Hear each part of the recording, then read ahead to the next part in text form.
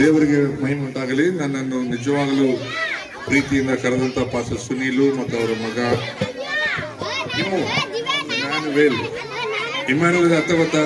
ದೇವರು ನಮ್ಮ ಸಂಗಡ ಇದ್ದಾನೆ. ನಿಜವಾಗ್ಲೂ ಸಂಗಡ ದೇವರಿರ್ಲಿ ಮತ್ತು ಇವರು ದೇವರ ಆಶೀರ್ವಾದ ಮಾಡಲಿ. ಹಾಗೆ ನಮ್ಮ ಹೆಂಡತಿಯವರ ಅಕ್ಕ ಆಗಿರುವಂತ ಶಿವಮ್ಮ ಮತ್ತು ಅವರ ಯಜಮಾನರಾಗಿರುವ ನರಸಿಂಹಪ್ಪನವರನ್ನು ಮತ್ತು ಅವರ ಕುಟುಂಬವನ್ನು ಮತ್ತು ಇವರ ಕುಟುಂಬವನ್ನು ಅವರ ಕುಟುಂಬವನ್ನು ದೇವರ ಆಶೀರ್ವದಿಸಲಿ ಮತ್ತು ನಮಗಾಗಿ ಪ್ರಾರ್ಥನೆ ಮಾಡಿ. ಈಗ ನಾವು ತಿರುಗಿ ಹೋಗ್ತಾ ಇದ್ದೇವೆ. ನಿಮ್ಮೆಲ್ಲರಿಗೂ ಹ್ಯಾಪಿ ಕ್ರಿಸ್ಮಸ್. ಕ್ರಿಸ್ಮಸ್ ಹಬ್ಬದ ಶುಭಾಶಯಗಳು ನಿಮ್ಮೆಲ್ಲರಿಗೂ ಆಗಲಿ. ರಾದವರು ಅಕ್ರೈಸ್ತರಾಗಿ ಬದುಕಿದ್ದಾರೆ. ಕೆಲವು ಜನಕ್ಕೆ ಎಲೆ ತಂಬಾಕು ಬಿಡಕ್ಕೆ ಕಷ್ಟ. ಇನ್ನು ಕೆಲವರಿಗೆ ಆ ಡಬ್ಬ ನಸ್ಪುರ್ ಡಬ್ಬ ಬಿಡಕ್ಕೆ ಕಷ್ಟ. ಯೇಸುಸ್ವಾಮಿ ನಂಬಿರ್ತಾರೆ, ಚರ್ಚಿಗೆ ಬರ್ತಿರ್ತಾರೆ, ಬೀಡಿ ಸೇದೋದು ಬಿಡೋದೇ ಕಷ್ಟ. ಯೇಸುಸ್ವಾಮಿ ನಂಬಿರ್ತಾರೆ, ಚರ್ಚಿಗೆ ಬರ್ತಿರ್ತಾರೆ, ಸುಳ್ಳು ಹೇಳೋದು ಬಿಡೋದೇ ಕಷ್ಟ. ಅವರು ಒಂದ್ ವೇಳೆ ನಶ ಬಿಡಬಹುದು, ಬೀಡಿ ಸೇದೋದು ಬಿಡಬಹುದು, ಸರಾಯಿ ಕುಡಿಯೋದು ಬಿಡಬಹುದು, ಹೊಡೆಯೋದು ಬಿಡೋದು ಎಲ್ಲ ಬಿಡಬಹುದು. ಅಲ್ಲಿ ಸುಳ್ಳು ಹೇಳೋದು ಬಿಡ. ಯಾಕೆ ಗೊತ್ತಾ? ಸುಳ್ಳು ಹೇಳದೇ ಇದೆ ಸಾರು ಬದುಕಬಹುದು. ಅದೇ ಬೈಬಲ್ ಮಾತು ಬರೆಯಲ್ಪಟ್ಟಿದೆ, ಸುಳ್ಳುಗಾರರು ಪರಲೋಕ ರಾಜ್ಯಕ್ಕೆ ಹೋಗುವುದಿಲ್ಲ. ಅದಕ್ಕೆ ಒಂದು ಮಾತಾಡ್ತಾನೆ, ನಾನು ಸುಳ್ಳು ಆಡುವುದಕ್ಕೆ ನರಮನುಷ್ಯನಲ್ಲ. ಯೇಸು ಸ್ವಾಮಿ ನರಮನುಷ್ಯನಲ್ಲ ಬೇರೆ. ಆತನು ಪರಿಶುದ್ಧನಾದ ದೇವರು, ಪರಿಶುದ್ಧರಾಗಿ ಜೀವಿಸುವ ದೇವರು. ಆತನ ಈ ಮೂಲಕಕ್ಕೆ ಬಂದು ಅಪರಿಶುದ್ಧರಾದಂತ ನಮ್ಮನ್ನು ರಕ್ಷಿಸುವುದಕ್ಕೆ ಆತನ ಲೋಕಕ್ಕೆ ಬಂದಿದ್ದಾನೆ.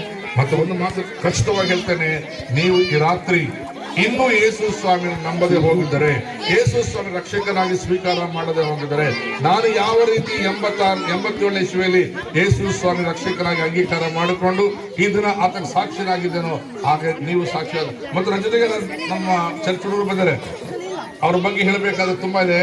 ಅವರೆಲ್ಲರೂ ಬೀದಿಗಳಲ್ಲಿ ಪಂಚಾಂಗ ಹೇಳ್ತಿದ್ರು, ಮಾಟ ಮಂತ್ರಗಳು ಮಾಡ್ತಿದ್ರು, ನಿಮ್ಮೆಣ್ಣು ತೆಗೆದು ತೆಂಗಿನಕಾಯಿ ತೆಗೆದು ಎಲ್ಲ ಕೊಟ್ಟು ಮನೆಗಳಲ್ಲಿ ಮೋಸ ಮಾಡಿ ಬದುಕುವಂತ ఆచరణ. ಅವ್ರು ಹೇಳ್ತಾರೆ, మన మొన్న ಹೇಳ್ತಿದ್ರು, సార్ మాకు మనసు వచ్చింది అనుకోండి సార్, వాళ్ళ ఇంట్లో ఏమన్నా మేము తీసుకురావాలంటే ఆ నిమ్మకాయ పెట్టి భయపెట్టి తీసుకొస్తాం సార్.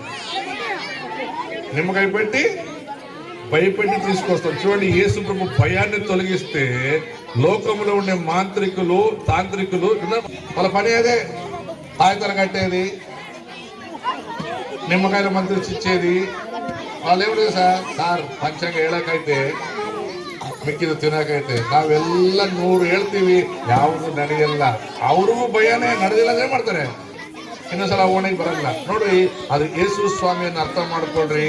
ಯೇಸು ಸ್ವಾಮಿ ನಂಬಿಕೊಳ್ಳುವುದಾದ್ರೆ ನಾನು ಮುಖ್ಯವಾಗಿ ಮಾತಾಡ್ತೇನೆ, ನಿಮಗೆ ಪ್ರೀತಿ, ಶಾಂತಿ, ಸಮಾಧಾನ ಸಿಗುತ್ತದೆ. ಅದು ಹೊರತು ಬೇರೆ ಏನಿಲ್ಲ. ನೀವು ಅನ್ಕೊಳ್ಬಹುದು, ಇವತ್ತು ಇಲ್ಲಿ ಸ್ಟೇಜ್ ಹಾಕಿ ನಮ್ಮನ್ನು ಮತಾಂತರ ಮಾಡ್ತಾರೆ. ಇದೊಂದು ದೊಡ್ಡ ನ್ಯೂಸ್ ಸೆನ್ಸ್ ಏನು ಗೊತ್ತಿದ್ದೀರಾ? ಮತಾಂತರ ಮಾಡಿಬಿಡ್ತಾರೆ. ನೀವು ಮತಾಂತರ ಆದ್ರೆ ಏನು, ಕುತಾಂತರ ಆದ್ರೆ ಏನು, ನೀವು ಸತ್ರೆ ಪರಲೋಕಕ್ಕೆ ಹೋಗ್ಬೇಕನ್ನೋದೇ ನಮ್ಮ ಆಸೆ ಅಷ್ಟೇ. ನಮ್ಮ ಆಸೆ ಒಂದೇ ಒಂದು, ನಿಮ್ಮನ್ನು ಮತಾಂತರ ಮಾಡಿ ನಿಮ್ಗೆ ಇನ್ನೊಂದು ಮಾಡಿ ಏನೋ ಮಾಡೋದು ನಮಗೆ ಬೇಕಾಗಿಲ್ಲ.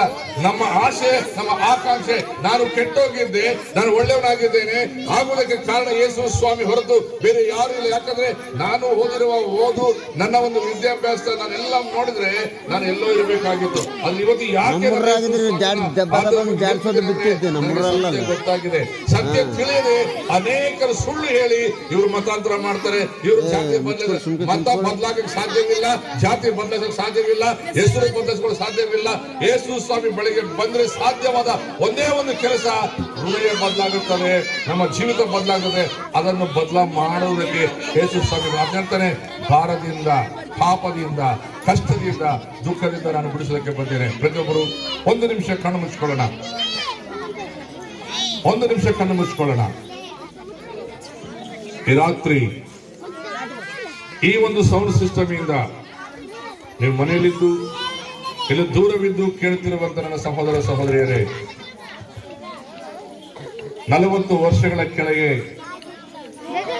ನಾನು ಕೂಡ ಕಮ್ಯುನಿಸ್ಟನಾಗಿ ದೇವರನ್ನು ದ್ವೇಷಿಸಿ, ದೇವರು ಇಲ್ಲ ಅಂದು ವಾದಿಸಿ ಅನೇಕರನ್ನು ನಾನು ಮೋಸಪಡಿಸಿರುವಂತಹ ಮನುಷ್ಯನು.